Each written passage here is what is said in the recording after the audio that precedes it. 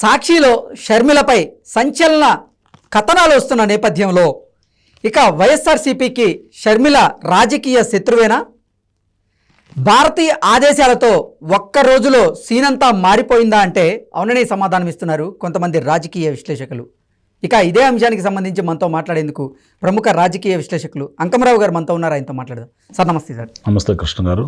Sir, సాక్షిలో షర్మిల గారి గురించి సంచలనమైనటువంటి కథనాలు వస్తున్న నేపథ్యంలో ఇక షర్మిల గారు వైఎస్ఆర్సీపీకి రాజకీయ శత్రువేనా?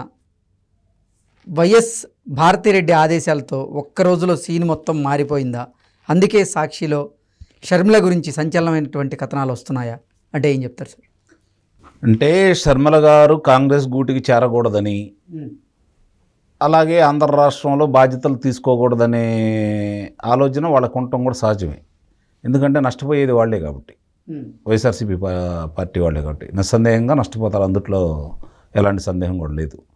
ఇవాళ ఉన్న పరిస్థితుల్లో వాళ్ళు మొన్నటిదాకా వైఎస్ఆర్సీపీ పార్టీ కింద అంటే మాకు ఇబ్బంది లేదు, తెలంగాణలో ఉంది అమ్మాయి, మాకు వచ్చిన నష్టం అంటే ఏం లేదు, ఇక్కడ ఏదైనా ఉంటే మేము సరి చేసుకోవచ్చు, తెలంగాణలో మిత్రుడు అధికారంలో ఉన్నాడు, అలాగే కేంద్రం మా చేతుల్లో ఉంది కాబట్టి అన్ని వ్యవస్థలు మా చేతుల్లో ఉన్నాయి కాబట్టి ఏమేం చేయాలో మాకు క్షుణ్ణంగా తెలుసనే ఉద్దేశంతో వాళ్ళు నిన్నటిదాకా ప్రవర్తించారు. కానీ ఈ రోజు రోజుకి పరిస్థితులు మారిపోతూ ఉన్నాయి. ఈ మారిపోయిన పరిస్థితుల్లో పులి మీద పుట్రలా ఇటు వచ్చేసి షర్మిల గారు కూడా ఈరోజు ఇక్కడ రావడం అనేది వాళ్ళకి మింగుడు పడిన అంశం.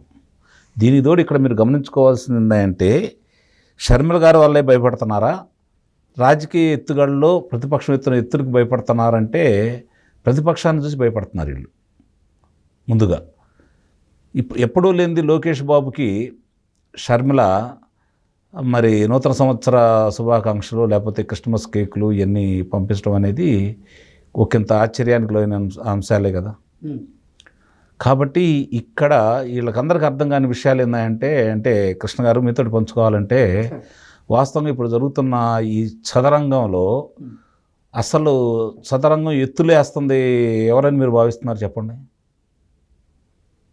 ఇప్పుడు ఎవరి వేసినా ఫలానా ఆయన వేసాడని చెప్పి ఎవరి మీదకి వెళ్తుంది? ఇప్పుడు ఎవరు ముందుకు అడుగు వేసుకున్నా కూడా అందరూ చూసి ఇప్పుడు రాష్ట్ర వ్యాప్తంగా దేశవ్యాప్తంగా ఎవరిని చూసి భయపడుతున్నారు? మోదీ గారిని, చంద్రబాబు నాయుడిని చూసి, చంద్రబాబు నాయుడు గారిని చూసి భయపడుతున్నారు. కానీ చంద్రబాబు నాయుడు గారు పరిపాలన సంబంధించి ఆయన చూసుకుంటూ ఉంటే ఈరోజు పార్టీని ఎలా ముందుకు తీసుకెళ్ళాలి, భవిష్యత్తు పార్టీ పరిస్థితి ఏంటి, భవిష్యత్తు ఎలా తయారు చేయాలి, ఎవరెవరిని సమన్వయపరుచుకోవాలి, ఎవరితోటి సంప్రదింపులు జరుపుకోవాలని చెప్పని ముందుకెళ్తున్న వ్యక్తి లోకేష్. లోకేష్ వ్యూహాలు వీళ్ళకి అర్థం కావట్లేదు. చంద్రబాబు నాయుడు గారు అభివృద్ధి ఎలా జరగాలి, 20 సంవత్సరాల తర్వాత ఆంధ్ర రాష్ట్రం ఎలా ఉండాలని చెప్పని ఆయన ముందుగా ఊహించుకొని ఇలా ఉంటుందని ప్రణాళిక వేసుకుంటాడు. ఇప్పుడు లోకేష్ అనే వ్యక్తి 20 సంవత్సరాల తర్వాత 30 సంవత్సరాల తర్వాత పార్టీ ఎలా ఉండాలి అని చెప్పని ప్రణాళిక రచించుకుంటూ ముందుకెళ్తున్నాడు. చాలా స్పష్టంగా మీరు చూసుకోండి. ఇలాంటి సందర్భంలో ఈరోజు లోకేష్ యొక్క శక్తియుక్తుల్ని ముందుగా గుర్తించింది. లోకేష్ చాలా సమర్థుడు, అతను రాజకీయాల్లో ఉండకూడదు, ఉంటే ఈ రోజు కాదు రేపైనా సరే మనకు చాలా ఇబ్బంది, చంద్రబాబు నాయుడు గారు ఇవాళ కాదు రేపైనా సరే ఆయన వయసు రీత్యా రాజకీయాల నుంచి ఆయన తప్పుకుంటాడు, మనకి అసలైన ప్రత్యర్థి లోకేష్ బాబు అనే వాళ్ళు గుర్తించారు. కాబట్టే అటు ఇటు తిరిగి లోకేష్ చుట్టూ తిరుగుతున్నాయి ఈ మధ్య రాజకీయాలు. మీరు ఆలోచించుకోండి. ఈ పరిస్థితుల్లో ఈ షర్మిల గారు ఆయనతోటి కలిసి మాట్లాడటం, అంటే మాట్లాడకపోయినా కానుకలు పంపించటం, మరి వారికి సంబంధించినంత వరకు శుభాకాంక్షలు తెలియజేయటం, 2024 జనవరి 1కి సంబంధించి కదా వాళ్ళు పంపించింది. 2024 అందరికీ శుభం కలుగుతుందంటే అందరూ అంటే దాని అర్థం చాలా స్పష్టంగా తెలుసు కదా. అంటే ఇక్కడ వచ్చే అవకాశాన్ని కూడా వదులుకోవడానికి సిద్ధంగా లేడు లోకేష్ బాబు. ప్రత్యర్థిని ముప్పేట దాడి చేస్తూ ఊపిరి సలపనీయకుండా చేస్తున్నాడు. అతన్ని గుర్తించింది కాబట్టే షర్మిల గారు ముందుగా అతన్ని ప్రసన్నం చేసుకోవాలని, అతనితోటి మంచిగా ఉండాలని భావించి ముందుకెళ్తున్నారని చెప్పి నాకు అనిపిస్తూ ఉంది. ఈ అంతరంగాలు వాళ్ళకి తెలుసు కాబట్టే ఈ శక్తులన్నీ ఏకమైపోతున్నాయి. దీనికి ఎట్లా నిరోధించాలి, కనీసం ఇవి రాకుండా ఉంటే కొంత నష్ట నివారణ చర్య ఏమన్నా చేసుకోవచ్చు అని చెప్పి భావిస్తున్నారు. ఓటమి అంచులో ఉన్నారని చెప్పి వాళ్ళకి స్పష్టంగా తెలిసిపోయింది. ఇప్పుడు వాళ్ళ భయం వల్ల ఏంటంటే కృష్ణ గారు ఇక్కడ జరుగుతున్న పరిణామాల్లో వాళ్ళ భయం వల్ల ఏంటంటే ఓటమి గెలుపు గురించి వాళ్ళు పెద్దగా ఆలోచించట్లేదు. ఎందుకంటే వాళ్ళకి ముఖ్యమంత్రి పదవి అనేది ముఖ్యం. అది ఉంటేనే వాళ్ళకి రక్షణ. అది లేకపోతే వాళ్ళని ఎవరెవరు భక్షిస్తారో వాళ్ళకి తెలుసు. వాళ్ళకి ఇప్పుడు అలాంటి ప్రమాదంలో ఉన్నారు. వాళ్ళు పులి మీద స్వారీ చేస్తున్నారు జగన్మోహన్ రెడ్డి గారు. కాబట్టి దిగితే పులి మింగేసిద్ది. ఆ పులి ఏంటో వాళ్ళకి తెలుసు. కాబట్టి ఆయన ఎప్పుడు పులి మీద స్వారీ చేయాలని కోరుకుంటున్నాడు. కానీ ఇప్పుడు వచ్చేసరికి ఏమవుతుందంటే ఒక రకంగా చంద్రబాబు నాయుడు గారిని కాస్త నిరోధించే విధంగా అతను కొన్ని ప్రయత్నాలు చేసిన మాట వాస్తవమే. కానీ ఇప్పుడు లోకేష్ అనే వ్యక్తిని ఎలా నిరోధించాలో అర్థం కావట్లేదు అతనికి. రోజు రోజుకి రాడు తేలుతున్నాడు. అతను రాడు తేలుతమే కాకుండా శ్రేణుల్ని వీళ్ళ ఊహలకు అందని విధంగా తయారు చేస్తున్నాడు. చూడండి, ఒక్కొక్క సమావేశాలు, సభలు జరుగుతున్న విధానాలు, నియోజకవర్గంలో అతను తిరుగుతున్న విధానాలు, మన యువగళం ముగింపు సభలో అతను మాట్లాడిన విధానాలు, ఈ ప్రభుత్వం అధికారంలోకి వచ్చిన కాడి నుంచి ఒక 5-6 నెలలు విరామం ఇచ్చిన తర్వాత, కార్యకర్తలకు అన్యాయం జరుగుతున్న తర్వాత అతను ముందుకు వచ్చి మొదలుపెట్టిన తర్వాతే కదా మిగిలిన శ్రేణులు కదిలింది. కాబట్టి ఇవన్నీ దృష్టిలో పెట్టుకుంటూ ఉంటే ఒకవైపు నుంచి లోకేష్ బాబు, ఒకవైపు నుంచి పవన్ కళ్యాణ్ గారు, ఒకవైపు నుంచి షర్మిల గారు యుద్ధం చేసుకుంటూ ముందుకెళ్తూ ఉంటే అసలు ఆయుధాలు లేవు. ఇప్పుడు వీళ్ళు నిరాయుధులు, వీళ్ళు దాసోహండం తప్ప చేయగలిగింది ఏం లేదు. ఆ స్థితికి తీసుకొస్తున్నారు వీళ్ళు.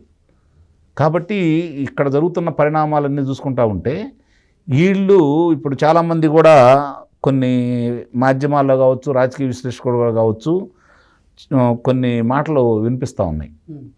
ఏంటంటే వీళ్ళ మైత్రి బంధాన్ని తెగ్గొట్టాలని పవన్ కళ్యాణ్ గారిది, లోకేష్ది, అలాగే తెలుగుదేశం పార్టీ విచ్ఛిన్నం చేసుకోవాలని ప్రయత్నం చేస్తూ ఉన్నారు. కమ్మకి అలాగే కాపుకి మధ్యలో చిచ్చు పెట్టాలని ప్రయత్నం చేస్తున్నారు.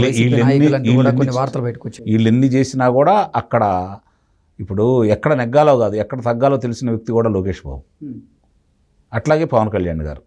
ఇద్దరు కూడా ఇప్పుడు ఈరోజు వాళ్ళ నాన్నగారి నిర్బంధంలో ఉన్నప్పుడు, కారాగారంలో ఉన్నప్పుడు, సంఘీభావం తెలిపినప్పుడు అతను ప్రేక్షక పాత్ర వహించాడు. చూడండి మీరు, లోకేష్ బాబు పూర్తి అవకాశాన్ని ఆ రోజులు పవన్ కళ్యాణ్ గారు మాట్లాడటం కూడా జరిగింది.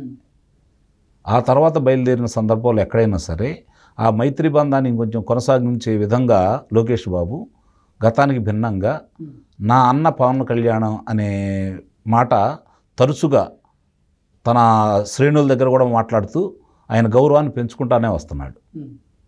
గతంలో లోకేష్ బాబు గారిని టార్గెట్ చేశారు మిగిలిన వాళ్ళందరూ, అట్లాగే జనసేన వాళ్ళు కూడా. కానీ ఈరోజు లోకేష్ అనే వ్యక్తి పవన్ కళ్యాణ్ గారి గౌరవాన్ని పెంచుతూ, గౌరవప్రదంగానే ముందుకు తీసుకెళ్తూ, ఆయన్ని ఎక్కడా కూడా ఏ విధమైనటువంటి నిరాదరణ చేయనీయకుండా, పార్టీ శ్రేణుల్లో వ్యతిరేకత భావం రాకుండా ముందు తనే ఆయన్ని భుజానేసుకోవడం మొదలుపెట్టాడు. అంటే ఆ మైత్రి బంధం ఇంకో 10 సంవత్సరాలు కొనసాగించాలనే తలంపుతో అతను ముందుకెళ్తా ఉన్నాడు.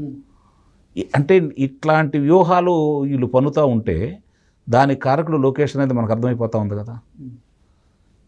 ఇలాంటి సందర్భంలో ఈరోజు ఆ విషయాలన్నీ మరుగునపరచడం కోసం, లోకేష్ అనే వ్యక్తి ప్రజల్లోకి దూసుకెళ్లకుండా ఉండటం కోసం ప్రత్యేక కథనాలన్నీ వాళ్ళు తీసుకొస్తూ ఉన్నారు. దాంట్లోనే ఇప్పుడు షర్మిల గారి అంశం కావచ్చు, ఈ జరుగుతున్న పరిణామాలు కావచ్చు.